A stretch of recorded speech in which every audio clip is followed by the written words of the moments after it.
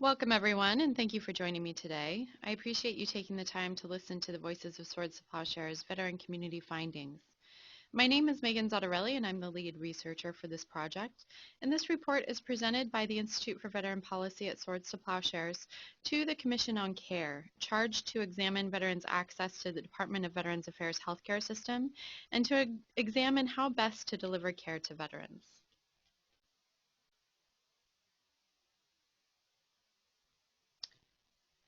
So within the deliberations and efforts to improve veteran health care, we felt we wanted to amplify the veteran narrative within these efforts. We've noticed that veterans have a real sense of the national VA care conversation, yet they tend to feel a considerable disconnect from determining their own healthcare outcomes. So our research investigated access to VA and non-VA systems of care and measured perceptions of the quality of services among the Swords to Plowshares veteran community, which includes both veterans, clients of Swords to Plowshares, and veteran staff members. So the veterans we interviewed have accessed care locally in San Francisco Bay Area and throughout the country and can provide perspective from a range of experiences. And you'll hear from them directly as sound clips from the interviews will be heard throughout the presentation. And just to note, some of their voices have been altered by their request. So our framework included a human-centered design as we wanted veterans to be the primary informers of their care experiences. We investigated trends in these experiences of how, when, and why they interact with the VA and or with outside care in order to discover how we may best inform the national VA care conversation from a veteran-centric perspective. We were very aware of potential sampling bias and therefore had to give very specific information to case managers. We didn't want to rely on a sampling pool that, for instance, had only gone through treatment successfully at Swords or only those who had positive relationships with their providers, both at Swords and at the VA. So we told case managers simply that we are investigating access to VA and non-VA systems of care and measuring perceptions of the quality of those services. Our instructions included telling case managers to ensure that the veterans they recommend are able to actually sit through an interview and be able to talk about their experiences. We ended up interviewing 22 veterans either in person or by phone in a place most convenient for them. So for instance, at their workplace, at our offices, our housing units, or even as you'll hear in a crowded lunch area.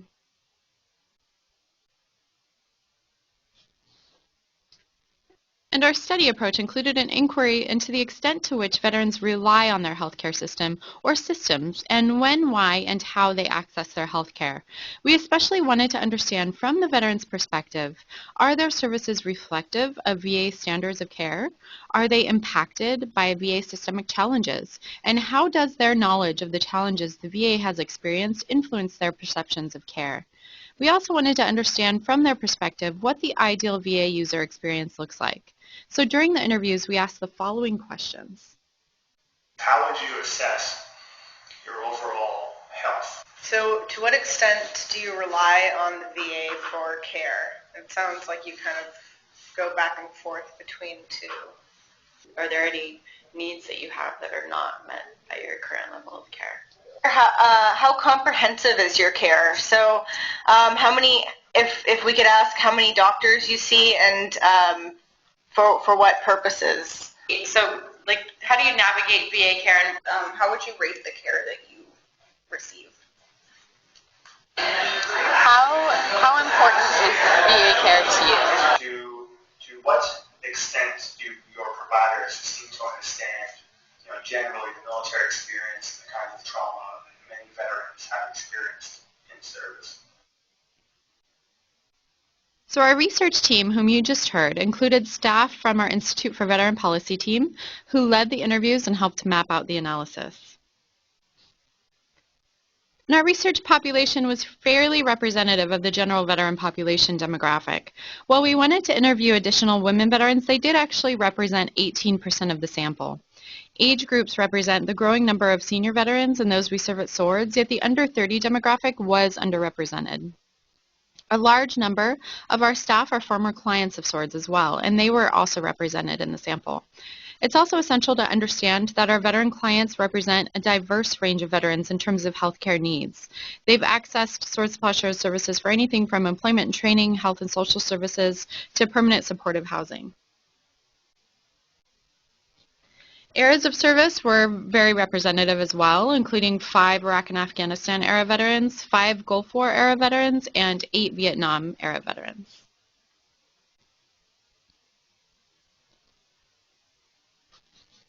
And 13 served in combat zones or areas of hostility. We did an assessment of their VA user levels and found 14 rely solely on the VA for primary specialty and mental health, and most rely heavily on the VA.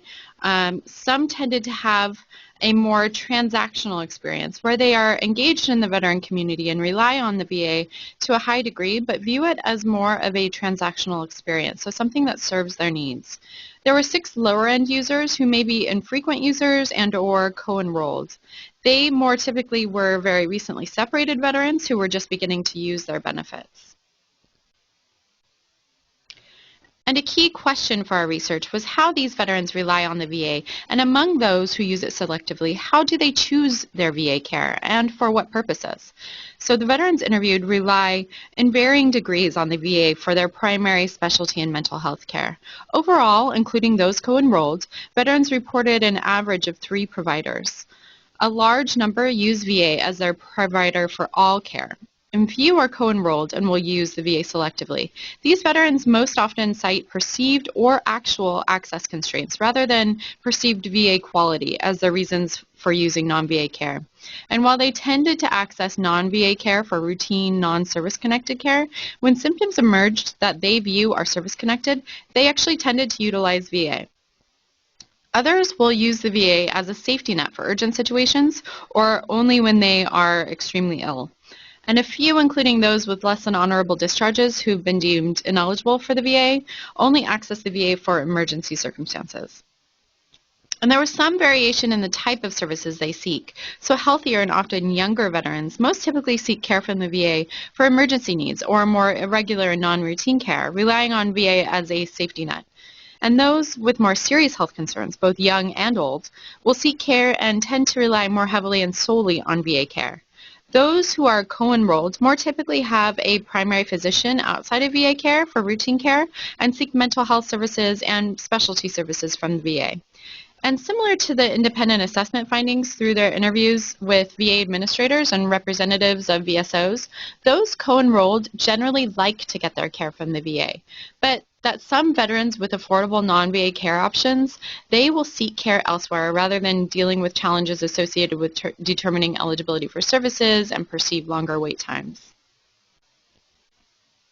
I got one for mental health. I got 2 primary doctors, and I got one for the eye. Okay. I got one for podiatry. I got one for my hand. Okay. So I got a group. Majority of my care is between Kaiser Hospital and the VA.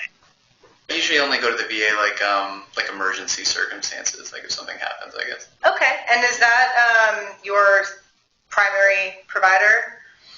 Yes, yeah. And where do you get your health care? Mainly from Kaiser. Okay. And you mentioned you also get it from the I also VA? I get mental health services from VA.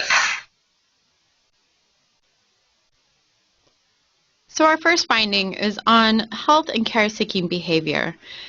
So insights on personal health show veterans regard themselves as both physically and mentally fitter than what their stated conditions and their healthcare needs may imply. Studies have shown and our research validated that self-perceived health status is a very important determinant of identified need and demand for healthcare and other health-related services. This appeared to impact how they access healthcare services. So for instance, they don't access until they're in crisis. And this appeared to impact also their decision to enroll in VA and to choose VA over non-VA services, which I'll soon discuss. Right. So you break down a little bit. So I just had eye surgery. I had an operation on my left knee. I got a couple of tendons with my wrist and hand. But overall, that's all of that. Okay. I'm okay. Well, my sugar, I've got diabetes, so I'd say it's actually pretty good. And my mental health is I'm getting better. I'm going through counseling for education part of the PTSD. Okay. I have a claim for it too, after 47 years. Good. My health's good. Yeah. Not excellent. I mean, there's always room for improvement, but it's not. It's good. It's not poor. Compared to my veteran peers, it's good, but compared to civilian peers, I'd probably consider it adequate. I have good hours during the day. I really, they've given me an 80% rating, and 20% is pretty damn healthy. So our second finding around health and care-seeking behavior. The majority of research participants focus on relieving illness and symptoms rather than on preventative care. And this is a similar behavior to patients in the private sector. But military service, culture, and trauma complicate this even further. So onset of symptomology appears to be complicated. Experiencing new symptoms can be an emotional trigger of trauma, specifically if veterans feel the symptoms are service-connected. And this affects their health-seeking behavior, as we'll get to further. They may feel distress and the desire to have their symptoms substantiated immediately. If any new issues arise or whatever, then I would have a fast and easy way of getting in touch with whoever's helping me so that we can resolve that situation a lot faster. So our next finding is around VA care quality. Ratings of VA care and quality and importance of VA, most veterans rated their VA care quality as favorable in spite of the administrative hurdles they may cite.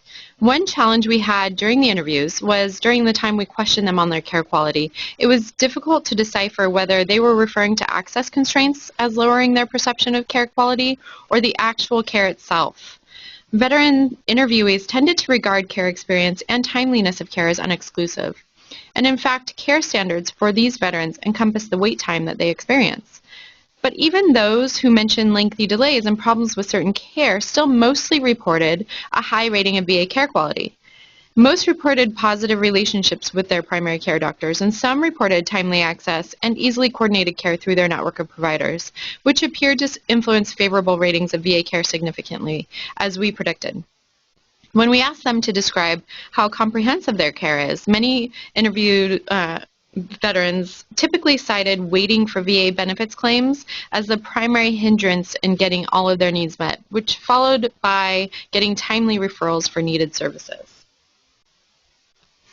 I would say that overall my care through the VA has been excellent. Well, I think it seems to be pretty good. I get whenever I have something going on that I need to talk to my doctor about, I do that. I have regular diagnostic tests that are, scheduled, and I go to those. And if anything comes up, my doctor looks at it and makes that referral.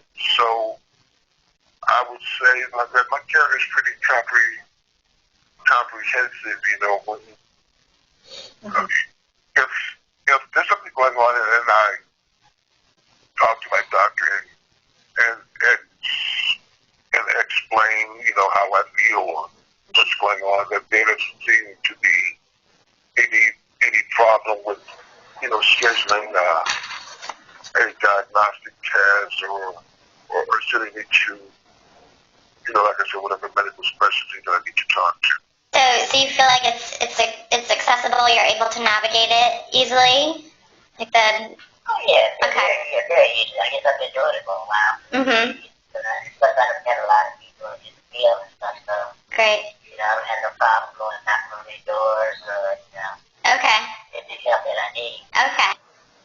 So by and large, I would say when I do get care at the VA, it's very good care. Okay. The residents out there, the students from UCSF, they're great. But getting an appointment with anyone is nearly impossible. So the VA care team is important to the veteran. To them, their relationship with their providers is both a validation of their military service and also an affirmation of trust, the tenets of which are communication, referral, and coordination through their network. Veterans also desire and expect their team to have a meaningful relationship with each other. Veterans who have multiple providers, even those who receive care outside the VA, want their providers to share information amongst themselves so that the veteran doesn't have to keep informing and advocating on their own behalf. Some mentioned seamless referral and coordination at the VA when they felt that their care team was communicating thoroughly with each other about the veteran's health needs. But conversely, veterans sense when they are not being referred in a timely and coordinated manner, and it really affects their care experience and relationship with their provider significantly, as predicted. They also want easy access to their provider, including same-day primary care visits with their primary doctor, which veterans consistently stated was wanted for. Overall, though, veterans on both ends of the spectrum recognize that this integration of multiple care competencies is a distinctive quality of the VA, most especially that specialty care is very complex, and identification and treatment of these conditions requires providers to work very closely together. I think because they have a knowledge of veterans, they can realize that there's more than meets the eye, like someone even going to the dental, all of a sudden they're having a nervous fit. They're just getting their teeth cleaned or something. Well, they can realize there's more to it than that maybe there's something they should go see mental health for. Especially as you get to know your care team over time, that relationship continues to build. And unless you actually move a lot, that relationship only deepens and gets better. So I've been diagnosed with traumatic brain injury, post-traumatic stress disorder, and chronic pain. There's a lot of overlap in symptoms and conditions, so it's very hard to pinpoint the difference and the nuance in what one might be affecting them. Outside providers might be specializing in one, but not two or all three. At the VA, they do recognize that and talk as a team for your care and procedures. And the specialists, when you actually get to see them, they have been phenomenal and are always accommodating, work with you, and actually talk with you about the issue and break it down to a level so you understand and can make the best decision moving forward. So patient experience encompasses much more than simply care quality and access. Veterans interviewed access the VA because they feel a connection to their service, they feel it's their right, and thus their experience includes feelings of veteran identity and a connection to that identity. A positive patient experience leads to a greater sense of respect to their service and to their veteran identity. And contrary, when there are problems in their care quality or access, they not only feel dissatisfied with their health care, but they feel a tremendous disrespect to their service and to their veteran identity as well. The VA system of care has created an expectation for quality care, and the veterans we interviewed feel very upset when the VA fails to deliver certain care. Yet, interestingly, among those we interviewed, this right to care is expressed through a preference for VA-specific care over private care, regardless of their own particular care quality. Overall, I would say my experience with the VA has been good. I've had some challenges, but I'm also a huge advocate of the VA. Is it important that it's veteran care specifically, or are you just, I just want care and, as long as it's the old adage is that once you put the uniform on, you're always going to have that uniform, no matter what. I mean, that's part of the unity of the military. And if you've ever been a military brat, which I am, and which my mother was, you never let go of that. That's always part of your, that's a part of your anatomy anyway, is your military. But as far as civilians going along into Veterans Hospital, I wouldn't have any problem with that at all. But as far as if I'm going to go to a hospital like Warren General or UCSF, I would have a problem with that. And it's not just because of the fact that I got, I got the care that I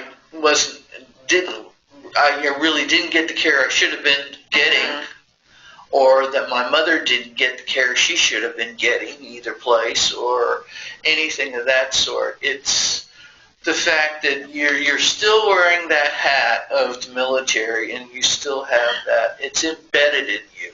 It really is. And a lot of veterans, they feel that, they feel like I do. This is my hospital. This is my family. This is where I belong. I don't belong over there at UCSF or someplace else. And even though there are doctors on the outside come to the VA, the VA to me it's always impressed me, because it's not just because they are so big. It is because they are so caring. Because there is no other facility that is quite like a VA facility. And I've dealt with a lot of hospitals over the years, So there is an expectation among the veterans in our sample that once a health issue emerges, they should receive immediate care. And this is not an unrealistic expectation, and it's very similar to opinions among patients in other healthcare systems. But it does carry a knock-on effect given the complexity of their service-related health needs.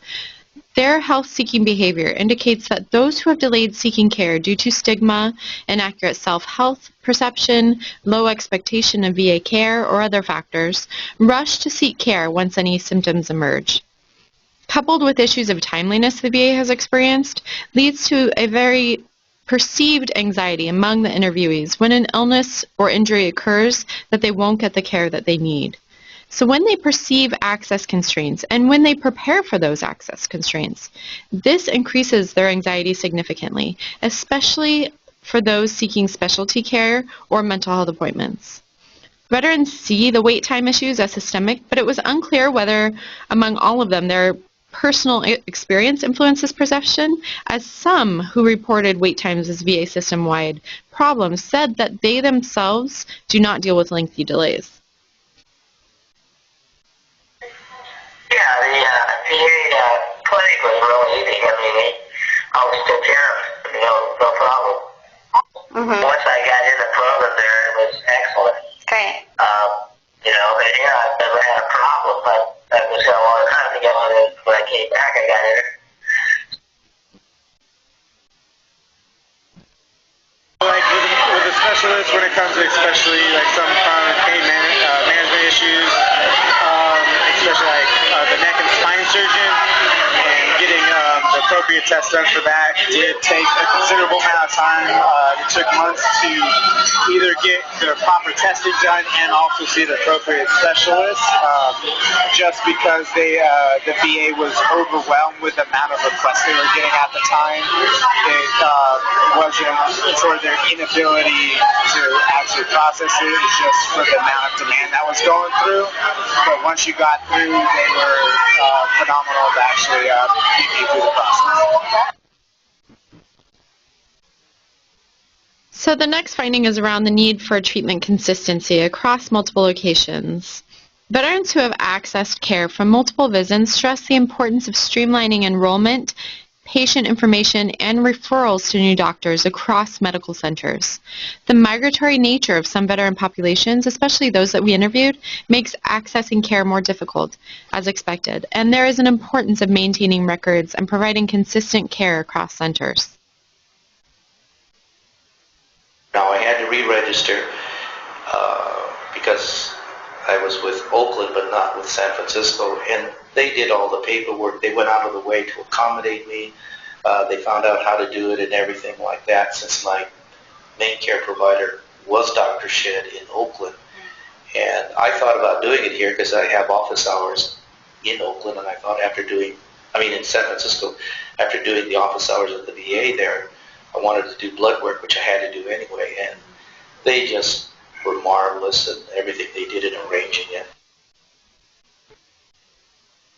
So I didn't sometimes I be on the street, sometimes I miss appointments. Okay. But being in one place, it's a lot easier to get everything done. So our next finding around care quality is staff turnover hiccups care. Veterans who reported the same provider over a longer length of time tend to view their relationship with providers as more favorable. Veterans who reported changes in their providers reported a hiccup in care and frustration with having to repeatedly explain their health history to providers. This turnover fractures their relationships with providers and leads to less favorable views of their provider. My experience, the second time going back, wasn't as smooth. I remember I met with an emergency care provider who wasn't my primary care. Ran through the litany of questions, drug abuse and medications and everything else. I sat in her office for an hour before that, but she never once looked at the one thing I came in there to look at, which maybe isn't her fault. She just had to run through this, all these questions and get through this, the process of stuff that they have to get through. So, endocrinologist, I need to see an endocrinologist every year. For 10 years, it's been a different person every single year. Okay. And that's just... So it's not the consistency that you need. Absolutely. And it's a whole new introduction and getting to know that doctor, and it's ridiculous.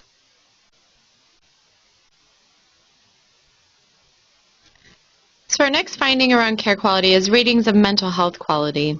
Overall, ratings of mental health quality was reported as somewhat favorable among the veterans we interviewed. However, mental health treatment specifically for PTSD was reportedly largely focused on group therapy, which works for some, as we found, but not all veterans. So, for instance, women veterans report that group therapy is a way to validate their own experience by hearing from others with similar issues. Veteran men interviewed, however, tended to find group therapy triggering. Despite these challenges accessing individual therapy for PTSD, most of the veterans we interviewed don't want to seek care for PTSD outside of the VA. How important is receiving VA care to you? And if it is important, what aspects are important? It's very, very important. And the aspects, what does aspects mean? What do you mean when you say aspects? So are there any services that you receive from VA that you feel like you can't get outside of the VA, or that you prefer to get at the VA? Are there any things that perhaps are you feel are very important for you to receive from the VA? Oh, okay. Well, yeah. Definitely. Most definitely, PTSD counseling, marriage counseling, or family counseling. So that, my family can understand what PTSD is, and, why I have the nightmares I have, and why I go through what I go through. The coping group was a women's group that I get to go to every Wednesday I think it started at 1 p.m. And it would be me and a couple of other women veterans where we would meet for an hour. And it's like a focus group where at the start of the group we would start these like a breathing exercise or like a meditation exercise, and then they would start a topic, and each week would be a topic of different things. I think it really helped because the group was about how to deal in social interactions with others and having to deal with the PTSD. I went out, I was assessed, they agreed that I had PTSD, and they put me in a group. I went to that group twice and called them and said, I'm never coming back. So. What was the experience like? Triggering. Yeah. They tried to stay general, but it was a group therapy. And I'm just not willing to talk about my experiences in a group. And the people who did talk about their experiences in group triggered me. And so my sleep was shot. My nerves were shot. After the second session, I just said, I can't deal with this here. I think if I was able to deal with it one-on-one with a therapist, I could probably do that. But I can't do it in a group. And that wasn't an option for me at the time. So the veterans most in need of health care reported to be the most affected by administrative hurdles and by failures to provide care that is actually tailored to their living conditions. When these services are considered dire, waiting for an appointment seems especially difficult to these veterans. They feel quality VA care is critical to their livelihood and are particularly reliant on the VA for their care. According to the Independent Assessment on Healthcare Capabilities, even at the facilities with the shortest wait times, including the facilities that the veteran interviewees we found to be most needy of services access, many veterans report that they do not always get an appointment as soon as needed, suggesting that even these top-performing facilities do not meet many veterans' expectations for timely appointments, and those especially in need feel that they aren't meeting that expectation. I would like to have access to my doctor, 24/7 somehow, to where if I woke up in the middle of the night and had, a scary nightmare, I could call them or something or page them to where they would call me back and we can talk about that nightmare right then and there. You know what I mean? And walk me through it so that I could fall back and sleep easily or fall back and sleep with some kind of ease. And then,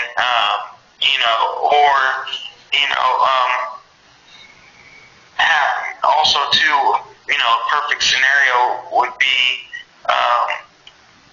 if I ran out of my medication or whatever, that I could go to the VA, anytime, day or night, Monday through, Sunday through Sunday, 7 days a week, 24/7, and walk in there and say, hey, I'm out of my medicine, I need my medicine, and they can provide that right away. Okay. And then also, if any new issues arise or whatever, that I would have a fast and easy way of getting in touch with whoever's helping me, so that we can resolve that situation a lot faster. I mean, they're just really, really slow. And by the time they get to you, the problem is either worsened or it's gotten completely out of control to where, I don't know, I wouldn't say unhelped. You can't help it now. But, it gets to the point to where, you get those suicidal thoughts back. And it's a thin line, and it happens to me. It happens to other veterans that I know. And yeah, they do have that VA hotline where you call, but talking to someone about your issues that doesn't know you and has never met you, and all they're doing is telling you, hey, put the knife away, or hey, put the gun away. It's not worth it. That is cool that they have that, but I feel like each veteran should be able to communicate with their doctor like that in a way. Like they should have a 24-hour, 7-day-a-week kind of thing. Okay. That's interesting. Now, next finding is around the choice program and purchase care. So while some had utilized the choice card or purchase care, most often a one-time use, many expressed anger and frustration at having to utilize care outside the VA, and this was a very interesting finding for us. This was most common among veterans needing specialty care. The veterans we interviewed feel like it's a failing of the VA to provide that service, and many felt very strongly that VA services will be taken away from them, and felt very concerned that their care will be diminished. A few that had become fed up with waiting for appointments said that they would be interested in choice, and 2 stated that they would like to utilize choice for mental health, specifically for PTSD treatment. Once you do get it, would you anticipate using it for other services than what you're describing? Could you think about expanding your usage of it, or would it just be for these things that you're having trouble accessing at VA? I think I would use it for allergists. I would look into using it for some sort of therapy where I'm not with other veterans. And the atmosphere of group therapy there could be really weird, to say the least. So, I don't know if I'm in need, but that would be the only thing. I am ineligible due to the current regulations under the VA choice card, living in the city and county of San Francisco, and I also haven't seen a pressing need to seek care outside the VA, because when you actually get to see the appropriate personnel, they're great what they can do. It's just they do not have the amount of staff to facilitate the amount of requests that you need. So our next set of findings are around the veteran-provider relationship. So perceptions of trust and mistrust in the provider-patient relationship are similar to civilian patient-doctor experiences and relationships, but it's amplified given the nuance of military service. Cultural competency of the provider is also a major factor. Mistrust is sometimes perceived by veterans from doctors and leads to a poor patient-provider relationship. So veterans seeking VA benefits feel particular mistrust if their military service records do not align with their account of service-related injuries. And they feel that the VA at all times should act as an advocate on their behalf, rather than rely on service records or other testaments, which may be inadequate in some cases, or in others, inaccurate representations of the events that led to the service connection. And when I go in, there's a level of defensiveness and a level of mistrust that I experience. And I'm insulted by it. When I'm not trusted by my doctor, I tell them what's going on. So we're seeing something different. I'm like, no, I'm telling you what's going on. And my attitude in the last few times I've gotten on the 38 to go there, and I've been just irritated and pissed and upset when I get there. It's like, I'm here, I'm on the 38, going for my life for like the 450th time, literally. I just, now that I know it's caused by my chemical exposure in the Marine Corps, which they ignored for 2 decades and lied about, so the whole story is horrendous. So I get there and I'm angry now. So my attitude is a little critical of the care. When I got out of the military, they said those that served in Vietnam would get full medical VA. So I used my VA, and then when they changed the regulations, I switched over to Kaiser because I was a city and county employee, and I could get Kaiser for free. I see. Okay. And then when my bladder cancer came up, I put in a claim with the VA. They denied the bladder cancer, but gave me 30% for PTSD. I was under the assumption that they would have me do some type of an Agent Orange physical, which never happened. They did schedule me to see a psychiatrist at Martinez. I went and saw the psychiatrist at Martinez and spent probably about 45 minutes with him. And that was the extent of that. I received a letter from the VA saying, again, that they did not consider my bladder cancer Agent Orange related, but that they were giving me 30% for PTSD.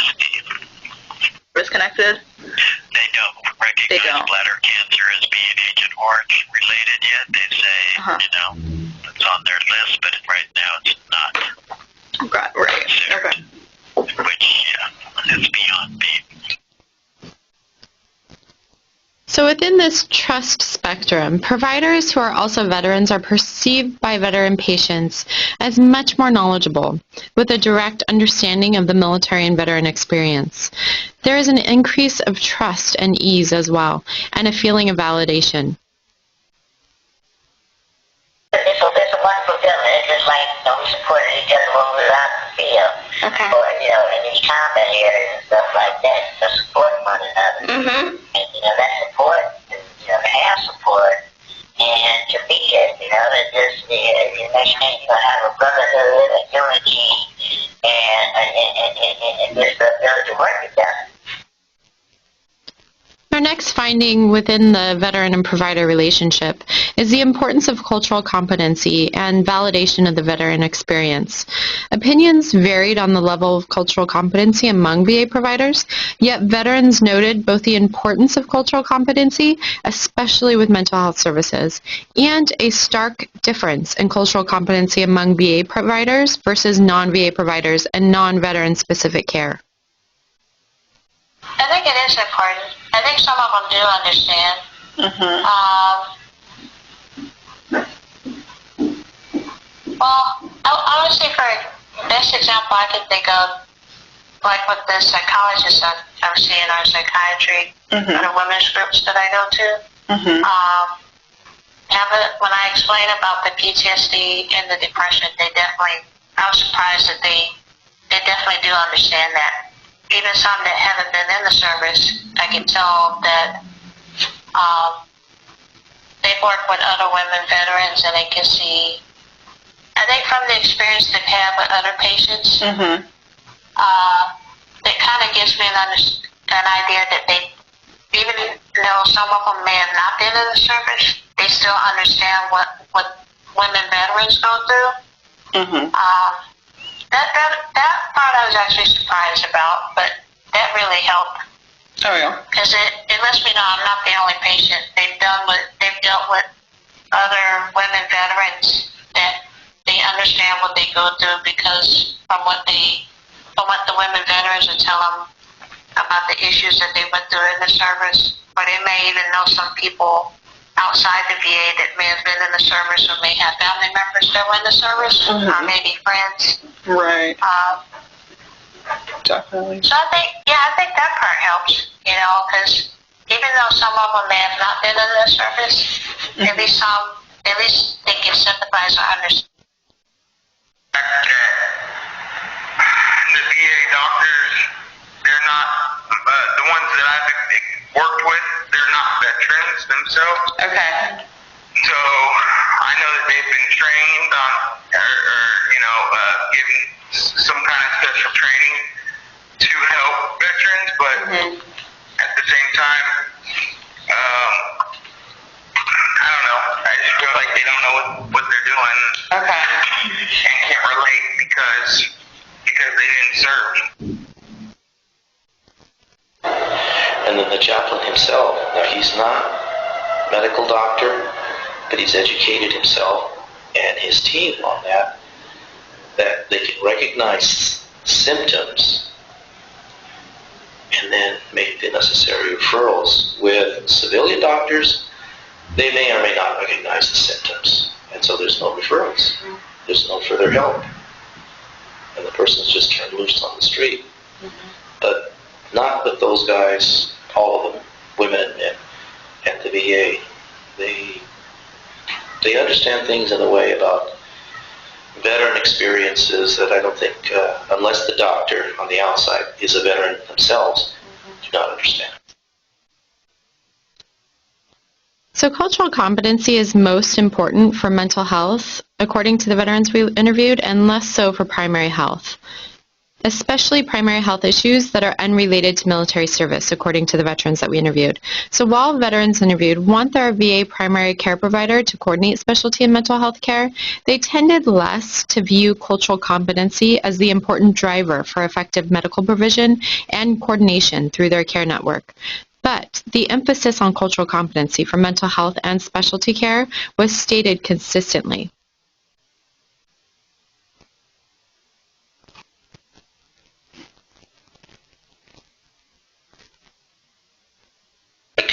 So Speaking of your doctors, have you found that they understand, that they have any kind of, I guess, cultural competency or knowledge about veterans, or is that something that factors in? Some of them do, and some of them don't. It's a mixed bag. And what do you prefer?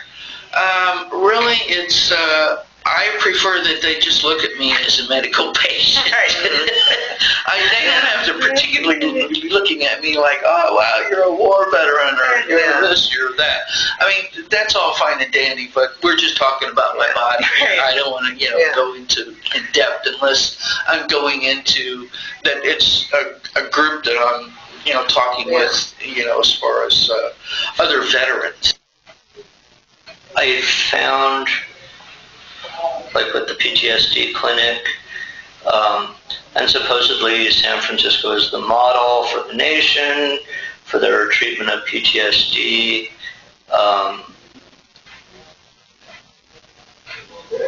None of them are military. None of them can comprehend what we are struggling with, sometimes on a day-to-day basis.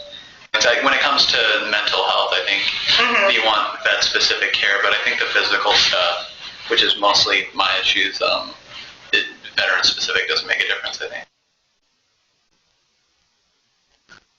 So in terms of enrollment, we found that enrollment doesn't happen naturally, especially for prior era veterans, but it does more so for recently separated. Enrollment typically occurred under specific circumstances for many of the prior era veterans we interviewed, not as an assumed process during transition out of the military. Most especially, it happens when veterans are in crisis. Economic shocks may sometimes be a contributor, such as when they lose employer insurance, but most often it was as a result of the emergence of health issues relatable to service. Recently separated veterans, however, appeared more likely to enroll as a product of their transition and are able to access under the 5-year eligibility window. Among those veterans who enrolled as a matter of necessity, there was an assumption that if their circumstances improved, especially for those who experience economic shock, that the veteran would enroll in non-VA care if given the option. But this wasn't the case. So among those that we interviewed, regardless of the circumstances that led them to enroll, these veterans prefer VA care. So can I ask, did you have any trouble getting enrolled at the VA?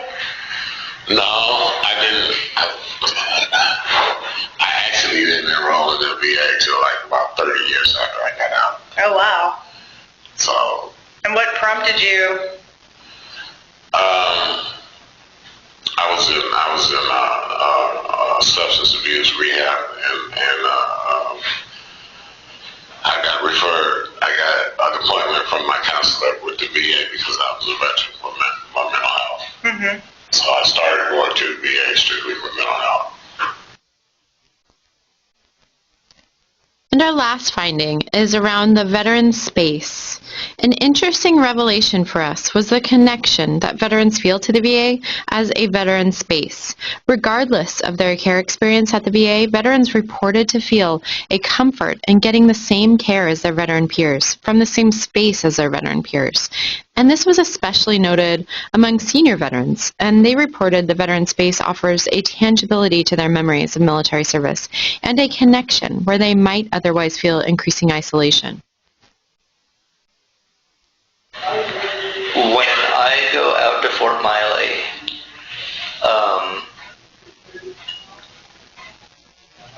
my comfort level increases enormously because all of a sudden I'm surrounded by a bunch of other people who are just like me.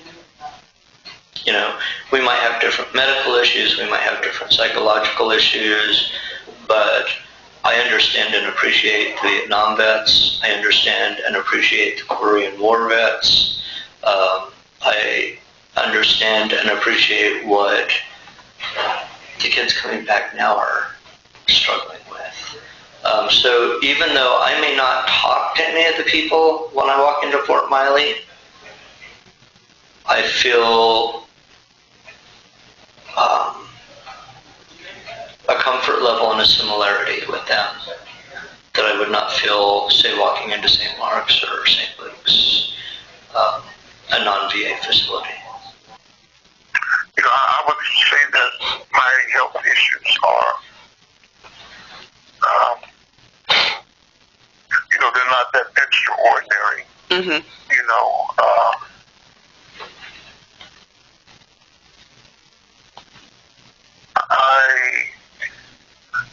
I just feel that, I don't know, I guess I'm just more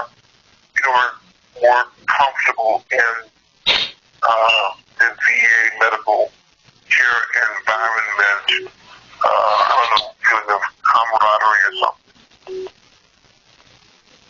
Can you see where I'm coming from with that? Yeah, definitely. Yeah, I like the fact that it is VA. I mean, if I had 100% VA, obviously I would use the VA to its full extent because I feel much more comfortable in a setting where everybody else is veterans.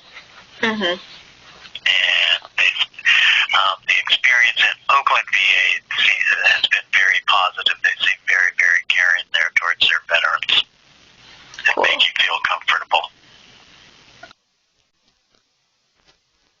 So what does this all mean to us, for the Commission on Care, for the VA, and for veterans? Our first recommendation is to ensure VA providers can coordinate care amidst the challenges the VA is experiencing and in consideration of improvements to VA care. Veterans observe when their care is easily coordinated and essential services are integrated in a seamless manner, and conversely, veterans feel underserved when their care is not managed effectively. Among VA users, 25% of the primary care patient population have comorbid chronic mental health and illness, and mental health providers have been able to diagnose, otherwise unseen by primary care, illnesses which necessitate a coordinated response which engages both primary and mental health in the delivery of veteran health care. As the number of Priority 1A users are also expected to double in the next 20 years, primary care doctors need to engage and work closely with specialists and mental health as a vital means of maintaining an integrated model. And as choice may change or expand, this is an important consideration as well. As the independent assessments state, while the VA has access to data on care obtained at VA facilities, it is difficult to track how much care veterans consume outside the VA system, for example, through private health insurance. The current choice program does not currently offer the ability for VA providers to glimpse whether veterans are obtaining care outside the VA either. Yet understanding reliance is critical for planning because shifts in reliance can affect the total amount of care that veterans obtain from VA facilities. Our next recommendation is to ensure case management, continuity, and consistency in providers, especially for those with critical needs. Veterans want continuity in their care, even when their doctors change. They don't want to navigate new relationships with multiple providers, and when there is staff turnover, they want their new providers to do their homework and ensure their healthcare needs are understood and their care approach is similar to their previous provider. Those who expressed favorable provider relationships tended to have the same doctor for a longer period of time. And the VA needs to invest resources to retain highly qualified and highly regarded providers. The independent assessment cite VA workforce capacity may not be sufficient to provide timely care to veterans across a number of key specialties as well as primary care, and that the VA faces shortages of physician specialists. For veterans with critical needs, intensive case management is crucial for their improvement and increased health outcomes.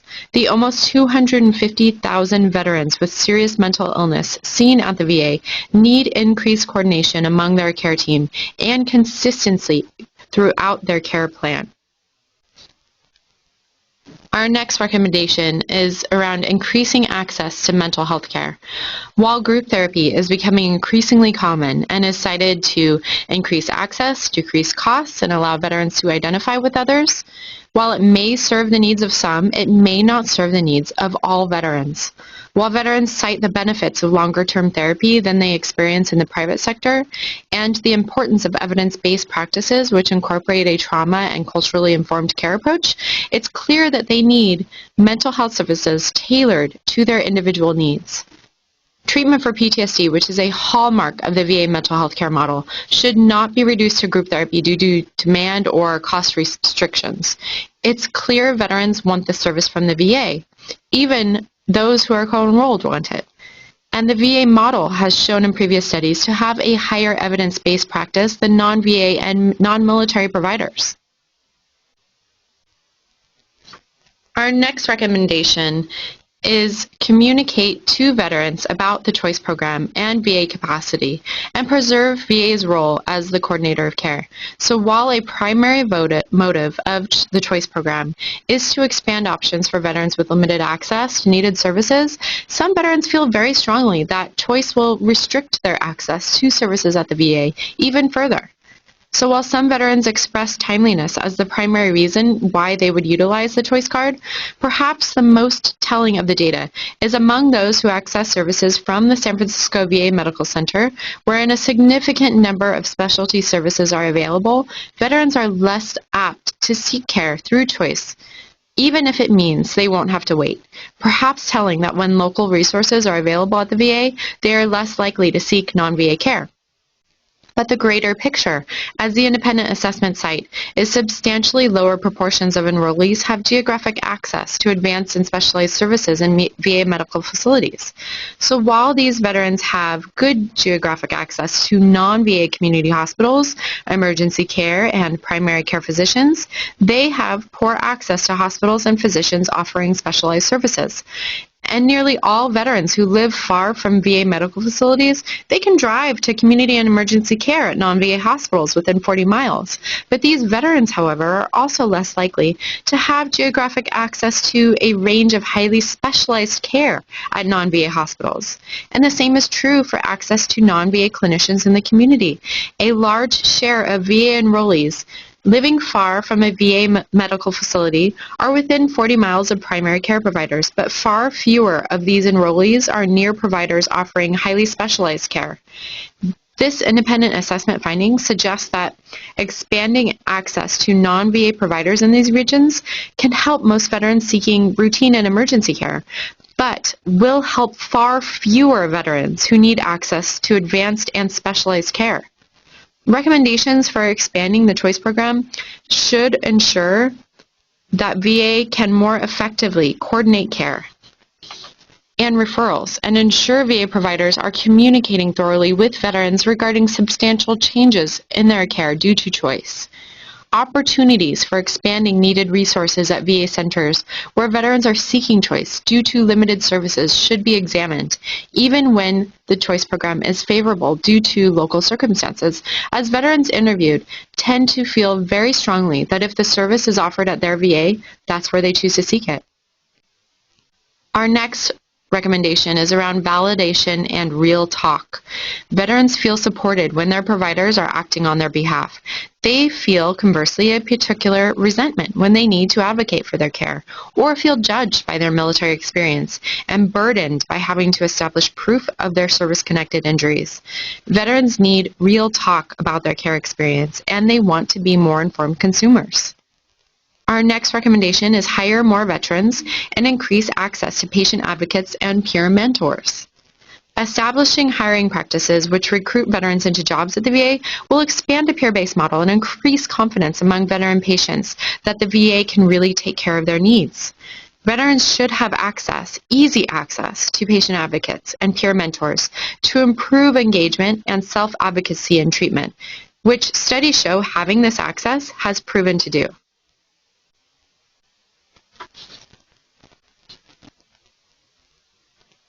And our next recommendation is increase cultural competency trainings for VA providers.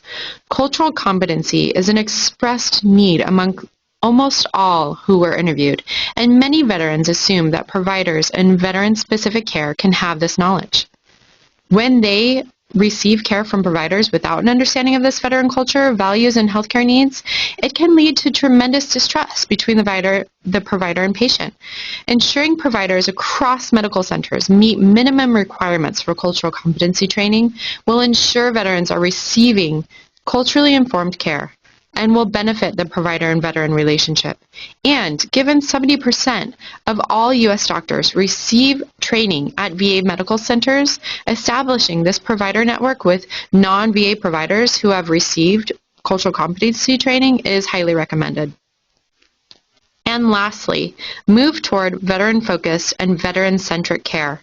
Veterans have a real sense of the national VA care conversation, and they feel a considerable disconnect from determining their own healthcare outcomes.